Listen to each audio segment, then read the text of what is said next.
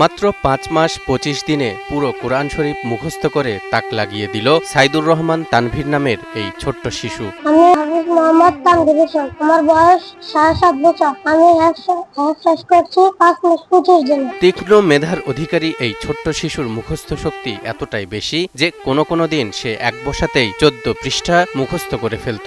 বিশেষ করে পড়াশোনার প্রতি খুব মনোযোগী এবং নিবিড়, সবসময় পড়াশোনার চিন্তা করে। ক্লাসের বাইরেও সে পড়াশোনা নিয়ে ব্যস্ত থাকে। খুদে এই হাফেজের বয়স মাত্র ৭.৫ বছর। মাদ্রাসায় ভর্তি হবার পর থেকেই লেখাপড়ার প্রতি ছিল তানভীরের গভীর মনোযোগ। শিক্ষকরা জানান, মাদ্রাসার অন্য শিশুরা যখন খেলাধুলায় ব্যস্ত থাকত তখনও তানভীর সময় নষ্ট না করে পড়াশোনায় ডুবে থাকত। তানভীরকে দেখে আমরা অবাক। এত ছোট একটা শিশু, ছোট মানুষ, সে এমনি তো ৫ মাস ২৫ দিনে সে হেফজ শেষ করেছে, আল্লাহ পাকের কোরআন মুখস্থ করেছে। তারপরও এত ছোট বয়সে পড়াশোনার প্রতি এত মনোযোগ হতে পারে শিক্ষার্থীরা, আমরা খুব বিরল দেখেছি এই বিষয়টা। জন্য ছাত্র থেকে একদম আলাদা, মনে করে পরে তো চাপ দেওয়া লাগে না, নিশ্চয়ই পড়ছে।